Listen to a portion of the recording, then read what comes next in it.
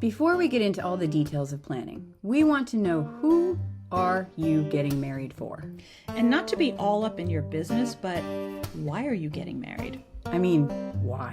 Like, why? Really, why? Why? Let's chat.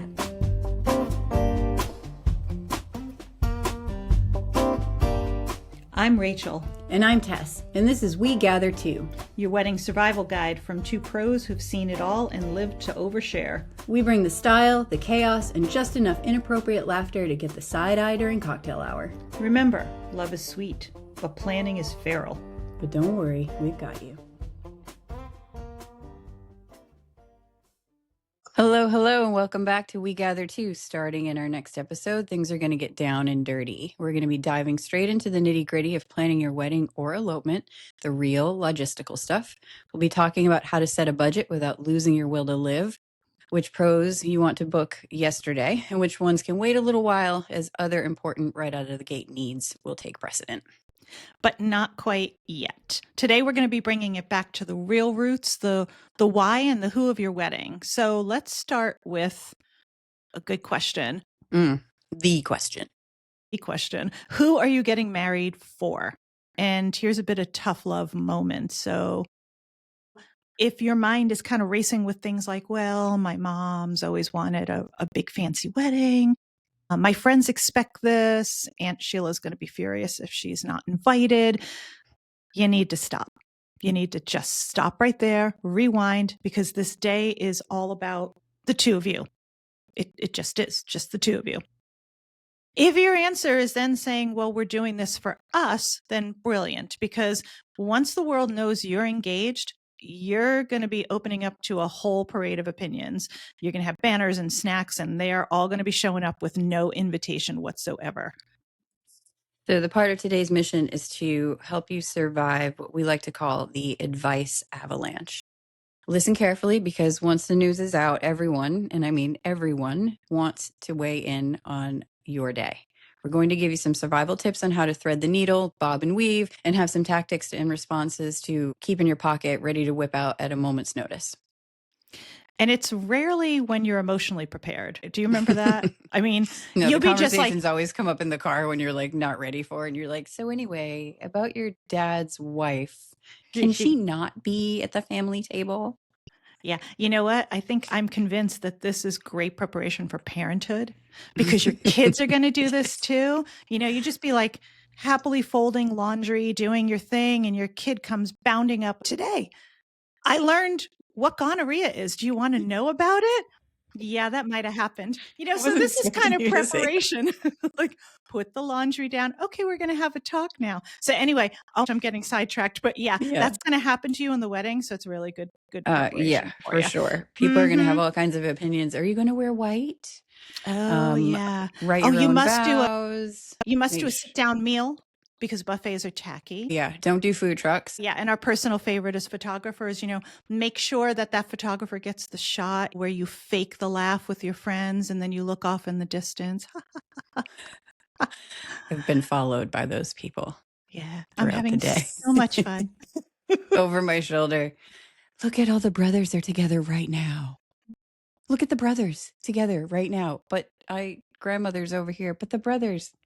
Yeah. Or we're going to all look off in one direction at nothing. Listen, make sure you get that one. I'm so guilty of that. That's my favorite shot. I'm like, you guys ever see those covers of Young Hollywood, Vanity Fair, like Young Hollywood? Yeah, do that. That. You mean what they do? The blue steel? Well, no. It just goes on. And of course, you know, like all this advice, you know, it's really well-intentioned, right? But it can stir up some pretty intense emotional responses inside you as well. And I know for me, it was like Chernobyl level stress. I felt like I was going to blow all the time. Digestive system. I mean, I was pretty stressed. I was planning a wedding for New Englanders in California and trying to make this like magical Hollywood experience for my family while trying to plan my wedding also in the same week. Yeah, because, you know, you're trying to make everybody else happy. Right. And, you know, you don't want to offend anyone. You don't want to hurt people's feelings. You don't want to come off ungrateful. Well, that's it. There's that little bit of obligation, I think, that we all feel towards our parents, especially when they're helping. And so we sort of make concessions towards that. I know I'm skipping towards money because that's coming up later, but it just made me think of it. Yeah, we're definitely going to talk about that because Yeah. that's a big sticking point. Navigating your parents' feelings, navigating the wallet, the whole, yeah, it's a lot. The extended guest list and all of those things. But Yeah. how do So we get how through it? How do we get through it, Rachel? How do we navigate our families? Well, we got some steps for you. So we can Okay. actually lay this out for you and give you some ideas. And just like some of the unsolicited advice you're getting, you can take this with a grain of salt or you can really kind of think through this. But the first thing that I would tell you is step number one is you want to be an active listener. As much as your insides might be screaming, oh my God, not again. You want to be an active listener. And if you check out a little, you check out a little, but nod your head vigorously. Like those bobbleheads. They have like the little dogs on the back Yeah. seat of the car, the window, and the head's Yeah. just is just Yeah. doing this. And nod like a bobblehead, smile often, thank them for their input, make eye contact. You can even embellish by telling them that their advice is really valuable and thank you so much for sharing. And we've actually got some one-liners for you too. You might say something like, you can go verbatim, right? Oh, Could I be like, like this one you added. Yes. yeah, We'll add that to the official wedding suggestion spreadsheet right between llama, ring bearer, and karaoke vows. That's a mom wedding joke. You pulled that totally. from the mom archives. I love it. I kind of did. But So cute. if you want to dial it back a little bit, like Tess and I would totally say that about the llama. If you want to dial it back a little or your family doesn't have that sense of humor, you could be just, thanks so much for the suggestion. We'll definitely keep that in mind. Or that's a great idea. Thanks for sharing. Validate. We're going to put it in the Rolodex. I just thought of a good idea.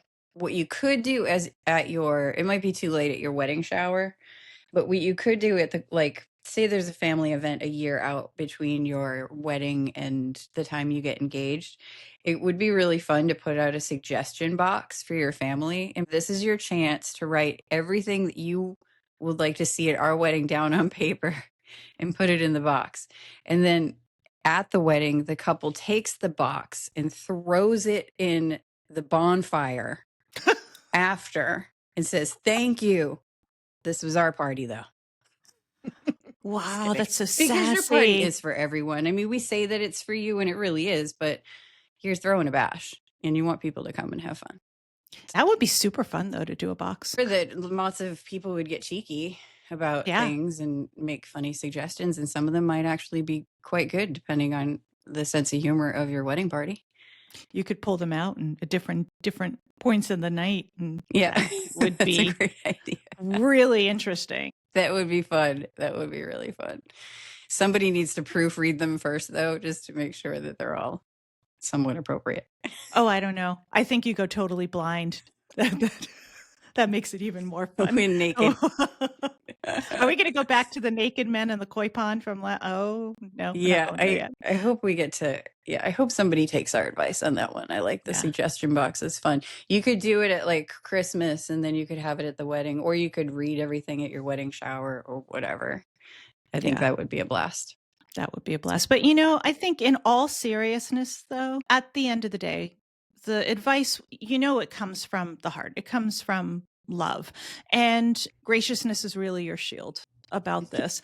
At the end of the day, you're still going to make your own decisions because it is important that the two of you have the day and the experience that's important to you, not your aunt, not your friend, not your colleague who once went to a Pinterest perfect wedding and then, that's where all of the posing and all of that comes from. Seriously, most people are going to forget that they even gave you advice in the first place. So don't put yourself in a position where on the other side of everything, you look back and you wish you had made different choices that you made because you felt pressured.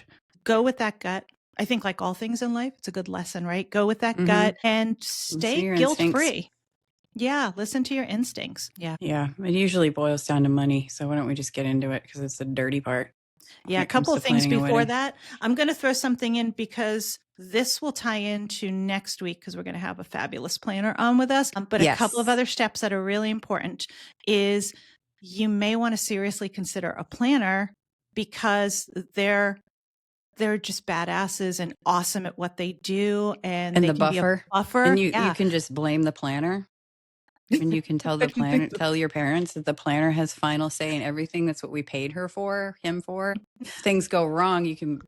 I'm just kidding. We never blame the planner. Never Don't blame the ever blame planner. the planner. And, No. and you could also, this is like a tiny little tip, but it's actually really beneficial. And I know I'm seeing a lot more of it now is creating a completely separate wedding email so that you're not getting bombarded in your personal emails with advice and ideas and pictures and all sorts of stuff. So you can go into that separate wedding email whenever you want to and keep it It's almost closed like you have whenever a you don't. part-time job for the next year while you're planning your wedding, and it's kind of like that job's email and all your Right. correspondence with your. So we're going to go back to what you already alluded to, the money thing, which is sticky. And Yeah.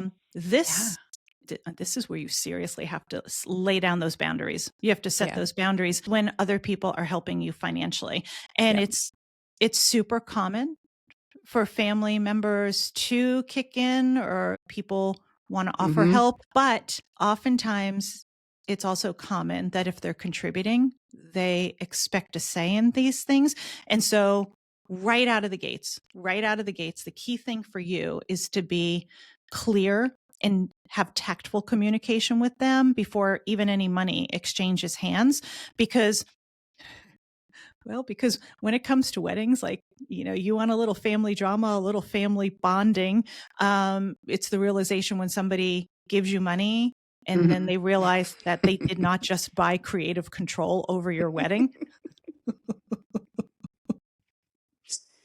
Yeah. That Yeah. happens a lot, Yeah, it actually. does. Outside of weddings, inside of weddings. Well, But it's hard. I mean, because let's be real, most of the money comes from our parents, right? So they're, you know, traditionally speaking, the bride's parents have usually dished out the majority, which I think is dead now, I hope. But there's always some sort of contribution from the family on either side. And you always hope that those are clean contributions, and that they are just like, do what you want and plan the wedding you want. But sometimes they could be some strings attached. And so it's important to just say, that was incredibly generous. Thank you so much. Just to be clear, this is a gift to support the day, or are there particular things that you would like to be involved in? But I don't even know if asking that question is a smart thing to do, because that might be opening the door yes. for, well, now that you mention it, my generous contribution is just that, a contribution. However, I have a penchant for pink peonies. Oh gosh. Or my favorite, yeah, we'll help pay for a dress. Yeah. But you got to wear Aunt Marjorie's dress and we'll help you with Which the we'll get alterations. it tailored to your Yeah. body. Which was like 1983, where everything we wore were power shoulder pads, and that was in the wedding. Yeah. Oh my gosh. But I think it's really important to distinguish between whether the money is a gift or an investment. And Right. if it's a gift, that's just given, no strings attached. If somebody is investing in your wedding, that's where it gets a little sticky because they usually want to have some kind of stake in things. Oh, How do we there be is, tactful? yeah, and there's a golden line that can really, right out of the gates, navigate that. And you can put your own total spin on it, but it would be something along these lines. Thank you so much. That was incredibly generous. Just to be clear, is this a gift to support the day, or are there particular things you'd like to be involved in with the planning? So you can kind of massage that and make that Right. anything you want. You could also Give say, them a role. give them a role. And you can Right. also say, we're so grateful, you know, we're just going to keep this simple and do the planning ourselves, but your support means everything. And that's really code for thank you for the money. Please Yeah. don't touch anything, Right. please, Unless we ask you for help. unless we ask you for help. And You have to set boundaries, especially when there's money involved. It just lets people know I'm the boss here of my wedding, and we're going to plan this together as a couple. We appreciate your input. Thank you very much.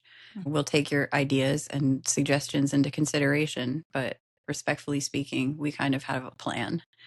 And you can always say, "Oh, we have a plan. We've already got a plan. We've got a plan. You'll see." My Yeah. response to everything was, I've got a plan. I've got a plan. You'll see. It's going to be great." Even if I had no effing idea what I was doing, I would say that anyway, just so that it was sort of like, "Oh, she's got it under control." Everything was, I've got a plan. I'm fine. Don't you worry Yeah. about it. I say that every day of my life now, even though I have no idea what's going on. It works. So basically, we're giving wedding planning advice, but it's really life. Like we're just going to Life tell you all about advice if for you sure. have kids, if Yeah. you need to, yeah, we're just giving it all to you. But Yeah. in all honesty, It's all about boundaries. we know just in case it was hard to set boundaries on the advice, this is going to feel harder because you may have to deal with some emotional feelings of guilt. Sure. You really don't want people to see you as ungrateful. But here's the thing. They're not going to. I think we have a tendency to put that on ourselves. Yeah, And they're that we just think people are going to be more mad about yeah. something than they really are, or that they're going to carry disappointment longer than we think they're going to. And really saying no is only a 30-second sort of like, your mom might get upset about something for a little while, but they get over it. If people Yeah. love you, they get over it. And they're just so happy to be included. To be honest, where I see most, because people, when I do their hair and makeup for their engagement sessions, I get the dish because we get to hang out for an hour before we even do pictures. So I get to hear all the lowdown of what's going on. And a lot of family drama is usually surrounded with disproportionate delegation of roles, where the mom's groom and the bride's mom are feel as equally as important as they should, but one may have more responsibility than the other. And the one with the less responsibility tends to be the one who's sort of clamoring for things to do and is kind of like, "Oh, maybe, like so and so doesn't like me." It's this distribution of roles is really important to make sure that if you're going to give somebody a role, then give every important person a role so that everyone feels awesome. If you Yeah. can trust somebody to do things, you should delegate specific tasks all the time. That's them, that you value their help, and then you feel like a little bit of weight is lifted off your shoulders. They'll feel honored, and you get to stay in control of your wedding. At the same time, everybody wants to have their fingers in the pie. You don't want them taking complete control of things. So that's where you having a set plan. Oh my gosh, Tess, didn't you say that you worked on a reality show I talking was about just going to people say, when taking you said over complete weddings? control, I was like, I have a story about other people controlling your wedding. So when I lived in LA, I was a makeup artist and I did hair and makeup for weddings, and I had a team of people, and we would go to wherever, Santa Barbara and San Diego. And I was on a reality TV show called Whose Wedding Is It Anyway? And I think it was on TLC. It was a Discovery Channel thing. And the premise of the show was the couple got $5,000, but their family had to plan the wedding, and the bride and groom had no say over anything that happened. And not only that, they had this horrid budget of $5,000 to try to Nothing put could go together wrong there. an LA Nothing. wedding in Los Angeles, right? And so I was a prize. And so what would happen is they would quiz the couple, and if the couple got the question right, they would win certain prizes. And so my hair and makeup services were the prize. And I went 4 weeks in a row. They interviewed four couples in a row, and they never got the question right. And as soon as I went on vacation, I'm in the middle of the desert in Arizona, and they're like, "Guess what? We film tomorrow." I was like, awesome. Uh, But the point was that the family did the entire thing. The bride didn't get to pick her dress. She didn't get to choose her hair and makeup. She didn't get to choose anything. She didn't know what the bridesmaids were going to wear. The whole thing was a complete and utter surprise. And you sign up for it. It's reality TV, right? You should know that things are probably not going to work out because that's the nature of the show. yes, it is. And I could tell you that they do intentionally put things in production to make the bride cry, so that it Oh didn't last very no. long, because there were a couple situations where that happened, where brides at the end of it were like, "Oh, that wasn't a fun wedding. Now I have to do it all over again." But no control over any of it. I mean, it was TV, so it didn't go well anyway. But it's interesting to to watch other people plan a wedding for a couple, because they all think they know the couple better than the people standing next to them. And sometimes it was great where the families really got together and rallied and put together beautiful ceremonies and weddings, and other times it was just like the whole thing was a dramatic shit show right up until the ceremony. Everything about that premise from the beginning is just setting it up. We're going to come back to reality, your wedding, and Real yeah, reality. like real Yeah. reality. What are some smart, low risk ways that you can get people involved and without opening up that door to full chaos of takeover? We've already talked about the one. Number one above all, delegate. So delegate specific tasks, and along the way tell them how much you value them and you love them and you appreciate their help. That's really all people want to do, is be involved in a way that they can be helping your day along. And with that, kind of think about your circle of people. Let them shine for their own zone of genius, if you will, the things that they're really gifted in. If you have artistic friends, or you have friends who are really good at organizing, and Everyone has that one friend who makes really good spreadsheets. and Yeah. everyone's always got that friend who on the day of the wedding can lasso the guests better than any rodeo. Mm-hmm. Like they just got it down. And then there's always that a family member or that friend who's, when you're feeling like your brain has just left the building, they remember all the details for you. So let them play to their strengths and support you.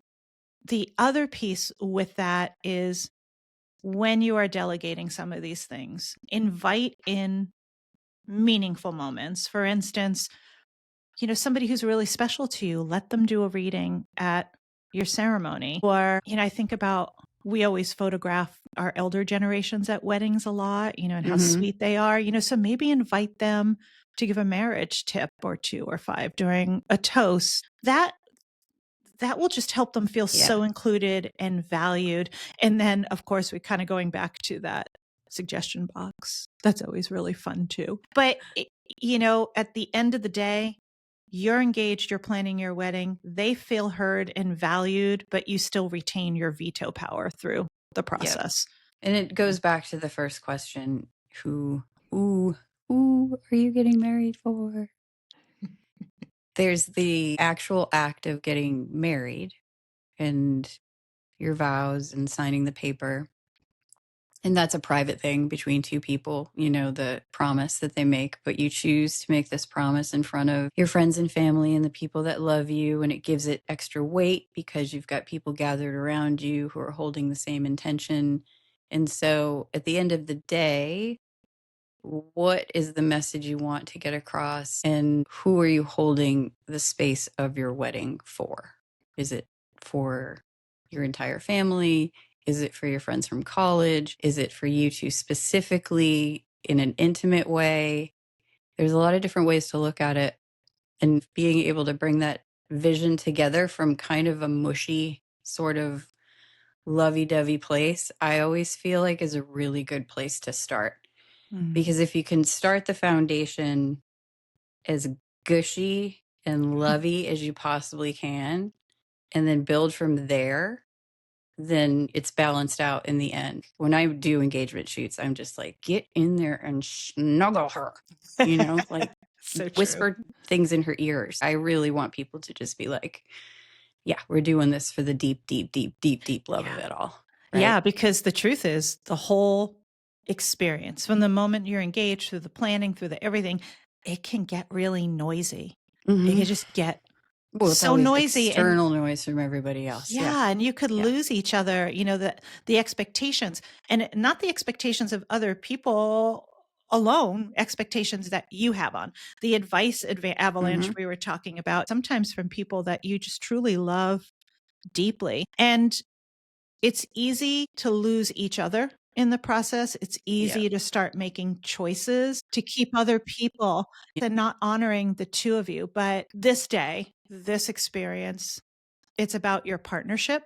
It's about that commitment you made to each other. It is not just one day thing. Even when you're probably getting engaged, or you have an inkling or anything like that, spend some time sitting with that why. Mm-hmm. And along the way, continue to calibrate yourself with that why. You could say it out loud. You could write it down. You could spend some time over dinner in a quiet moment, share the things that you love about each other. You could go out in a meditative moment alone and think about what you love about this person. Because when things get hectic, and they will get hectic, Mm-hmm. and they will get hectic on your wedding, possibly. Mm-hmm. They will definitely get hectic in life. So this will serve you very, very well for the rest of your life and all the relationships that matter to you. Coming back to that why Right. helps you stay grounded. And it's how you make choices that feel true to you. It's how you make your wedding, your relationship, your life truly feel like yours. Building your wedding, planning your wedding together is a good foundation for planning your life together, because it requires a lot of compromise. It requires fielding information from outside sources and trying to compartmentalize all of that. And so if you do it together in a 50-50 kind of way, it really is a good sort of like, it's a good precursor to the rest of it all, because it requires balance and listening and care and empathy. And most of all, it requires an enormous amount of patience and love from one another. And if you can do that together, you can pretty much do anything. And so, yeah, it's an honor to be part of it. Thank you for picking us. Thanks for listening to us ramble on about it also. And before we get into those details and all the planning and kind of concrete pieces that we'll talk about starting next week, let's just start there. Look at each other, spend time. Why are you getting married? And hold that thought close. And we'll be here to help you with the rest. Look into each other's eyes. Indeed. Indeed. We'll see you next week. Thank you so much. We'll see you next week. Peace.